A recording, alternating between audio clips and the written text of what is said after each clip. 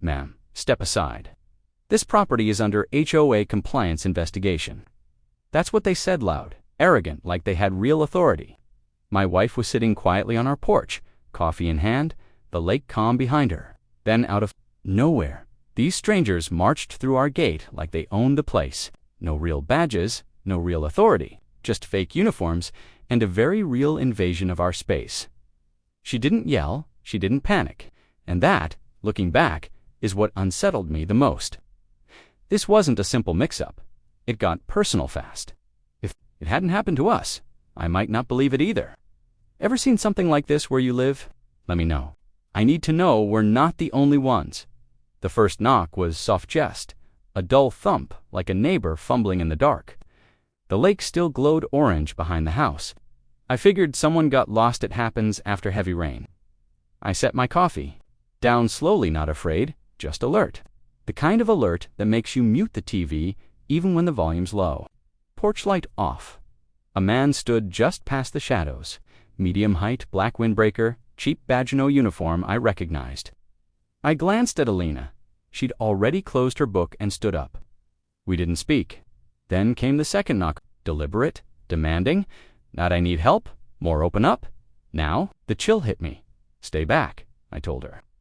Alina stepped behind the kitchen island, calm as ever. She used to handle federal crises. Now she preferred quiet. I cracked the door. Can I help you? I asked. The man adjusted his sunglasses, considering it was almost dark. Routine HOA inspection, he said. Evening compliant sweep. I raised an eyebrow. It's nearly 8. Who does inspections at night? He lifted a clipboard. We've had reports, lighting, fencing, porch fixtures. Another man stepped from the shadows, taller, broader, same badge. It's easier if we check the backyard, he said. No, I replied. Then Alina, you're trespassing. Leave before I call real law enforcement. Her voice was low, firm, final. First man smirked. We're authorized under Section 9 of the HOA directive, he said. Page 12, paragraph 3, night access permitted. I almost laughed. I'd read the HOA bylaws top to bottom when we moved in. There wasn't even a Section 9. That's fake, I said flatly. You have no legal right to be here. Alina moved forward, phone raised. Leave now, she said, or the sheriff will be charging you with impersonation. The silence that followed was sharp and tense. The taller man shifted, realizing this wasn't going their way. You sure you want to escalate this? He asked, peering past me. You already did, Alina replied. The moment you stepped on our property, uninvited, something shifted. They hesitated just enough. I saw it in their eyes. Then they stepped back, not far, but a retreat nonetheless. But this won't go over well at the next board meeting. Alina folded her arms. We're not part of your kangaroo court. Try this again, and I won't be so polite. They didn't answer. Just walked off down the gravel path like nothing happened. But it wasn't nothing, it was a test stand. We both knew it wouldn't be the last. I locked the door, all 3 bolts. Alina poured herself water in the kitchen. Calm. They weren't official, she said, not from the HOA. Nodded slowly. Think Karen sent them. Her lips tightened. Karen wants control. If she can't get it with rules, she sends puppets. I'd met Karen twice. Once at the welcome picnic, handed me a brochure and said, we keep standards high, especially with new buyers. Then again at the mailbox, commented on our shutters. Being unusual, she wore pearls to water her plants and find a neighbor for 2. Many holiday lights. But this was different. This was intimidation, fake inspectors, doorstep threats. This wasn't HOA busy work. It was escalation.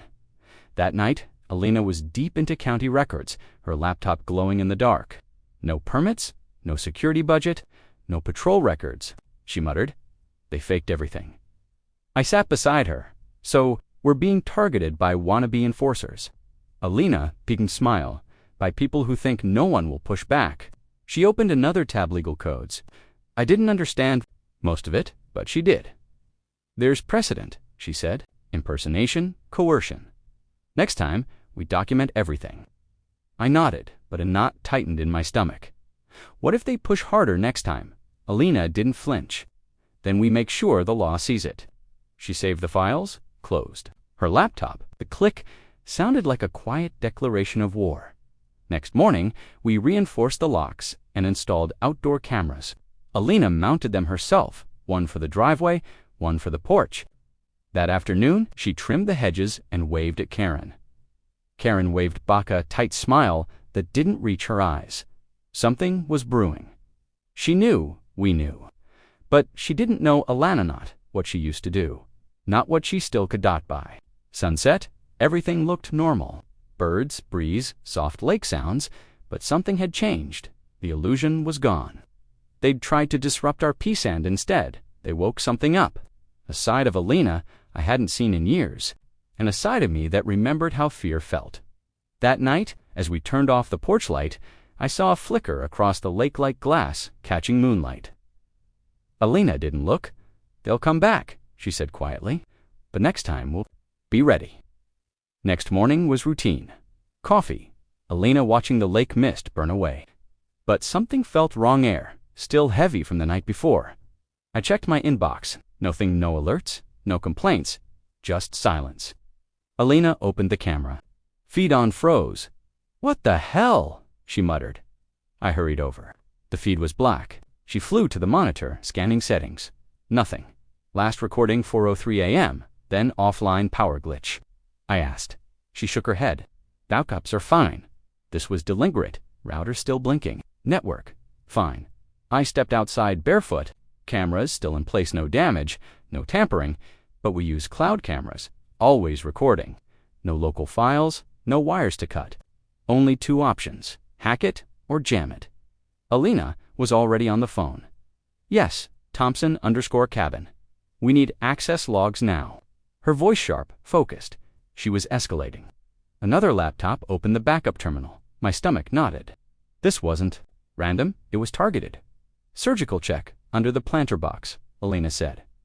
I grabbed my boots and ran. The trail cam hidden last, spring still there. Red LED blinking. A live dot. I rushed it inside. Alina plugged it in. They hadn't found it. Footage played. Wind, raccoons, drizzle. Then at 4:03 a.m. movement. Two figures, same windbreakers, same posture. One held an antenna pointed at the porch, the other a tablet. "Signal jammer," Alina said, "and a sweeper." The taller one tapped at the tablet mapping our system. "They knew exactly where our cameras were," I said. Faces obscured, hoods up. But on the second man's sleeve a patch, HOA enforcement, red stripe, different than before. "That's a variant," Alina said. "Wasn't on last night's guy." "So, more than one crew?" I asked. She nodded, "and they're organized." My spine chilled. HOAs don't send field units. This was something else. "We need to go public," I said. "Not yet," Alina replied. "We bait them, make them come back." "You want that? Only way to catch them. No masks, no shadows, no deniability." That afternoon, we bought a new motion-independent hotspot, encrypted off-grid. Alina mounted it, hidden in the porch trim. "If they jam again, we'll know," she said. Watching her work, I realized she'd done this before, not against fake HOA thugs, but real threats. Later, state oversight called, no patrols approved, no security filings, and the kicker, our HOA wasn't legally active. Registration expired 6 months ago. Karen's board was a fraud. We dug up every notice Karen ever sent, fake codes, made up rules. Alina marked each one invalid. She was building a case. At 2 a.m., the new Cam Pingdom movement, black SUV, lights off, crept past our house. No plate, no decals, not random. "They're nervous," Alina said. "Why?" "Because they don't. Know what we've got?" Next morning, note in the mailbox, no envelope, typed words. "Stop unauthorized recordings or enforcement will escalate." No signature. Symbol of a snake wrapped around columns. "They're improvising," Alina said. I was done. I called every county contact. No one had heard of Swan Lake HOA security. Some flagged them as suspicious. I sent footage, response. "Keep everything. State will contact you." That evening, a neighbor visited. Retired engineer. Quiet guy. "They scared my wife last month," he admitted. "Said our wind chimes were a PTSD risk." No such regulation existed. "You're not alone," Alina told him, "but they are." That night, she stored a flash drive in the safe. Tomorrow, we trigger them, and we record everything. Whatever happened next, we weren't just defending ourselves, we were ending it. See who we can contact. Alina shook her head, anger flashing in her eyes. This isn't just overreach. It's a coordinated operation. I didn't argue. I couldn't. My hand gripped the railing so tightly my knuckles turned pale. That evening, Derek called, the man in your photos. Not military, not a contractor, not official by any public record. But he's been involved in cases tied to property disputes, forced ownership transfers, and intimidation tactics. Always indirectly. He's a fixer. I clenched the phone tighter. Who hires him? That's what I'm digging into, Derek replied. But if your HOA's name is linked to any of these activities, you're dealing with more than zoning violations. He paused. Send over your property deed and any HOA amendments you've gotten in the past year. Alina was already pulling files. Check water rights too, she said. If they're trying to land grab, it's about more than buildings. It's about control. Her logic tracked. The lakefront was appraised at over $1 million last year. Someone wanted leverage. Someone wanted a quiet takeover. And we were in the way. As the sun set behind the trees, I watched Alina set up motion-activated lights manually. We didn't trust automation anymore. I joined her with a second set. In silence, we installed them, fixing lights to trees like we were preparing for a siege. She handed me wires without a word. For the first time since the knocking began, I didn't feel afraid. I felt angry, focused. That night, I sat on the porch with a flashlight and a thermos, watching the shadows shift. Every breeze sounded like footsteps. Every rustling leaf made my pulse spike. But no one came. Not yet. In my head, I reviewed everything. The photos, the silence, the sidelong glances from neighbors, now avoiding us.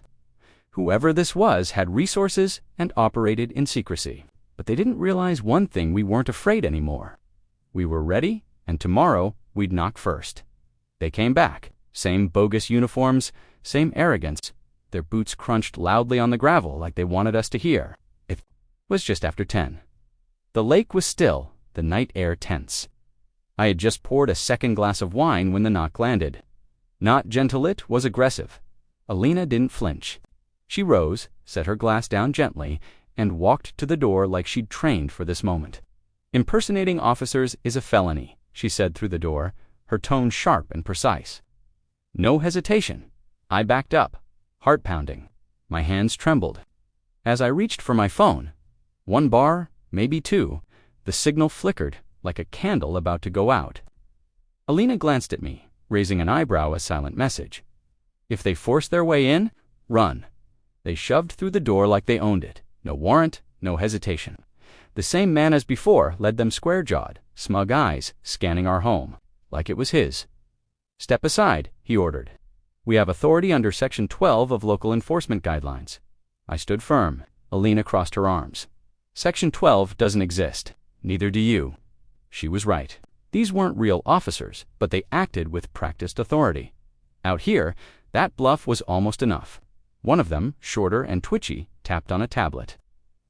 This cabin is under HOA investigation for structural violations, he said. Suspected unpermitted modifications. Emergency inspection authorized. I nearly laughed. We hadn't changed a thing since moving in. You're quoting nonsense, Alina snapped. Set foot any further, and I'll press federal charges. The tall one sneered. You talk a lot for someone hiding violations. He stepped closer. That's when I noticed his badge was plastic, cheap. You could see the seam. My breath hitched. Was this real? I looked to Alina. She didn't even blink. You have 10 seconds to leave before I call the sheriff, she warned, calm but firm. They ignored her. One started snapping photos. Another pointed at the fireplace. Unsecured flue, he muttered. Potential fire hazard. I hit record on my phone. Say that again, I said, voice shaking. The man turned. Turn that off. No, I replied. This is evidence. You're breaking the law. His jaw tightened. He stepped back slightly. That pause told me something important. They were trying to avoid a record. Meanwhile, Alina moved to the bookshelf. Not for a book, but to press a silent alarm behind a frame. It didn't call the police. It pinged a private contact from her old Java backup plan. I didn't even know existed. The tablet guy noticed. "What did she just do?" "Nothing," I said. "Just turning on the fireplace you hate so much." But it worked. They began retreating. "We'll be back with a warrant," the tall one snapped. A real one, Alina, stepped forward. "Try it. Next time, we won't be alone." They left, slamming the door behind them. Gravel scattered under their boots as they fled. We stood there, listening to their engine fade. I exhaled. What just happened? Alina opened her laptop, scanning for the alarm signal. "They jammed it," she muttered.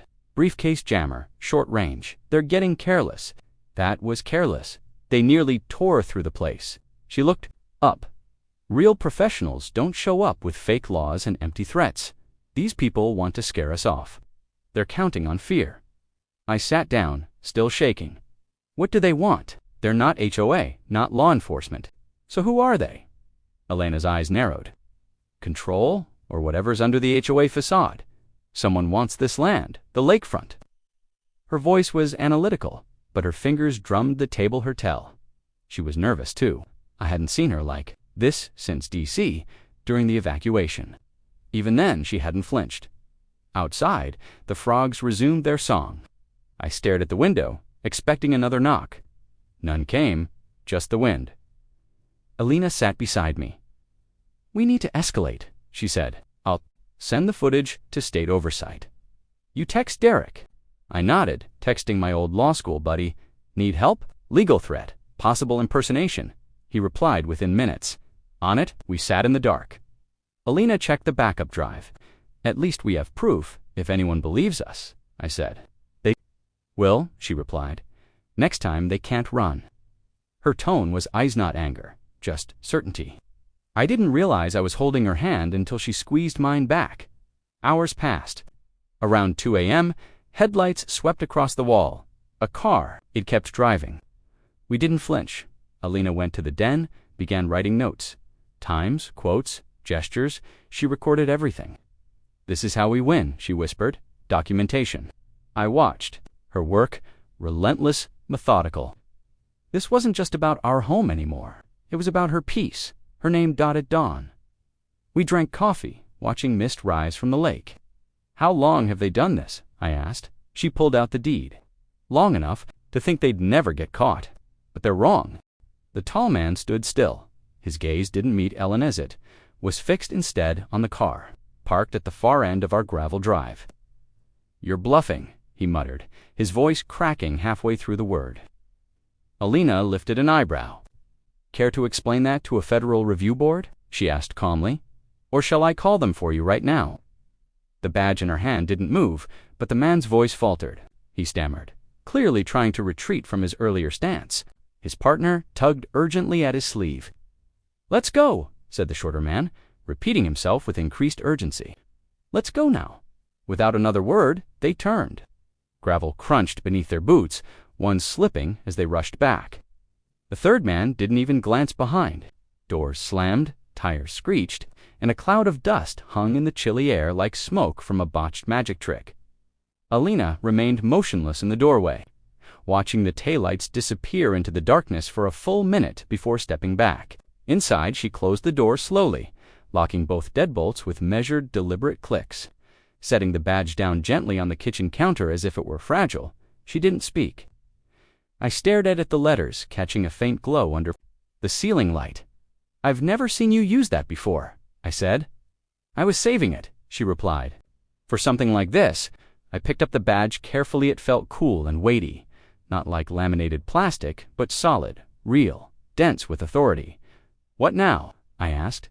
She didn't respond immediately. Instead, she opened her laptop and pulled up footage from the external cameras.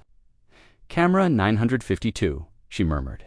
They tried to loop the feed again the same moment their car showed up. She opened the raw data files. They attempted to fake the timestamp, but our thermal backup caught them.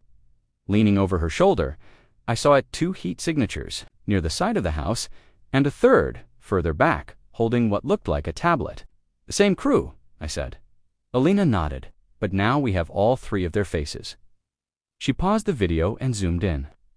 The tall man's face was turned just enough to reveal a clear profile jawline, nose, hairline identifiable. "That's Enough for facial recognition, she said. I'll run it through the federal archives tonight. I swallowed hard. And if they're connected to someone with power... Alina looked up, her eyes unwavering. Then they've already made their biggest mistake. She uploaded the footage to an encrypted drive, then 2 more. She labeled the file, Unauthorized Entry, High Threat. I sat on the couch, gripping the edge tightly. You knew this would happen, I said. She nodded once. They misjudged me. They always do. Just after midnight, another car rolled past slow, headlights off. Alina didn't even flinch. She simply picked up the badge and placed it in full view on the windowsill. A signal, a warning, a line they now knew better than to cross. My hands were still cold, but my spine felt stronger because now we weren't bluffing either. The dining room had changed. The lamp was angled perfectly, the webcam taped dead center on Elena's laptop. Behind us, simple curtains served as a neutral backdrop. Alina adjusted the camera with surgical precision, then exhaled. Her face gave nothing away, no smile, no frown, only the same steely resolve I'd seen during her federal briefings. Ready? I asked. She nodded once. We go live in 5. The red light blinked on. Suddenly, we weren't alone anymore. This happened to us. It could happen to you. Elena's voice was steady and sharp, slicing through the silence. Calm, focused, unwavering. Impersonators forced their way into our home, pretending to be HOA enforcement. They carried fake badges, used fake codes. They tried to wipe our footage, but they missed something. She tapped the keyboard, and a screen beside her lit up, revealing grainy infrared video. 2 shadowy figures moving across our porch. One holding what appeared to be a signal jammer. The chat exploded. WTF, one viewer typed. They came to our lake last year. Another wrote. Elena's jaw tensed, but her voice didn't falter. We've traced this group to other properties. These are not random acts. This is a coordinated attempt to intimidate, trespass, and take property under the guise of HOA authority. She leaned slightly toward the camera. And we've submitted all evidence to federal authorities. The comments poured in. Tagged my sheriff. My HOA tried this in June. Oh my God, that's my neighbor's hoodie. Alina blinked, but didn't break eye contact with the camera. Her expression hardened as she played the clip of the fake officers stomping across gravel, yelling about Article 12 while breaking in. Alina let the audio roll, then froze it on a frame, showing her calmly stating, "You're impersonating officers. That's a felony." She didn't speak right away. Her gaze stayed locked on the lens sharp, unwavering. We were scared, she finally said, but fear didn't stop us. Documentation did. My phone buzzed a text. I'm outside, saw the stream. Someone knocked on the door. It was Linda, the retired art teacher, 2 cabins down. Holding up her phone, the live stream still playing, she whispered, "Thank you. I thought I was the only one." Alina nodded gently. "We'll wrap soon," she said softly, then turned back to the camera. For those wondering, yes, we've shared all of this with state investigators. This isn't vigilante justice. It's accountability. You deserve to feel safe. You deserve to know the truth. Comments flew by. Where can we send our stories? For 5 straight minutes, Alina showed falsified notices, forged bylaws, and HOA letterheads that didn't match official records. She walked viewers through timestamps, screen recordings, and expired registrations. They don't legally exist, she said. They've survived on fear and silence. We're ending both. A comment popped up. I'm 2 states away, same logo, same tactics. Alina furrowed her brow and silently copied the username. Her hands stayed steady, but her eyes were burning. Now, her phone pinged a new email. We've just been sent a cease and desist for defamation, she said, holding up her screen. No signature, no client name. Just more bluffing. Her lips curved barely, not a smile, just precise control. We're not backing down. This is just the beginning. Another message appeared. Channel 5 wants to interview you. Then go. National. This is huge. Alina ended the stream. The silence afterward was heavy, thick. We didn't speak. Then her phone rang. Yes, this is Alina. Her posture shifted, shoulders squared, jaw set. Yes, we'll send the footage. Yes, I'm willing to go on record. It was a Denver journalist. Another call beeped in county legal. That's them, she whispered, already moving to her laptop. Outside. An SUV crept past, no headlights, no plates. I noted the details. Same make, same path. Alina didn't flinch. Let them come, she said, eyes on her screen. We've got 3 backup drives and cloud redundancy. If they cut our power, the footage auto-uploads in 72 hours. Her inbox pinged again. You saved my family. I thought I was crazy. They fined me for porch seating. Thank you. That night, Alina printed every comment, every threat, every thank you. Hard copies, she explained, in case they wiped the net. She filed them red, blue, green folders like she'd done countless times in past briefings. One note caught her attention. You stood up for all of us. Her face flickered something raw. Vulnerable, but it passed quickly. She filed it like evidence. We turned off the lights early and sat in darkness. But something was different. We weren't hiding anymore. We were standing our ground. Alina rested her hand over mine. They won't stop, she said, but now they know we won't either. A car backfired somewhere far off. Neither of us flinched. The cabin felt like a fortress not from locks or lights, but because the truth had finally filled every corner by morning. The video had over 80,000 views. The HOA site locked down. Their contact form gone, a last minute. Rebuttal appeared, but it was too late. Elena's inbox overflowed. Requests for interviews. Legal offers. One stood out, a civil attorney specializing in HOA abuse. Subject line, let's take them down. No charge. She read it twice, then looked at me. Let's make this official. We stepped onto the porch. The air was cool. Across the road, taped to a mailbox, a handwritten sign, "We believe you." Alina smiled. For the first time in days, she smiled. By sunset, the HOA board disowned the no apologies, just a hasty post. They acted alone, without board approval. Alina read it, snorted. Took them long enough. No accountability, just legalese and retreat. But people were digging deeper. Real officers arrived.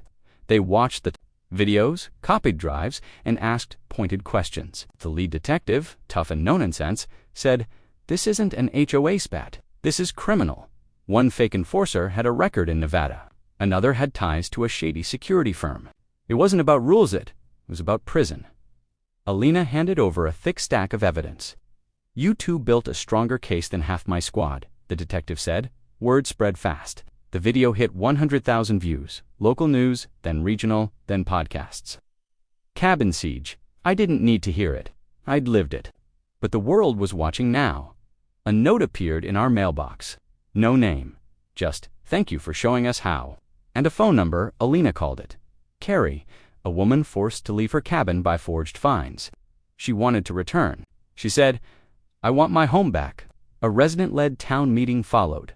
Folding chairs, no mics. Just angry, wounded people telling the truth. Alina stood when asked. This began with a camera. It ended with us fearing for our lives. That's not community, that's control. Applause. Then more voices, more stories. No interruptions. Silence shattered. It wasn't about us anymore.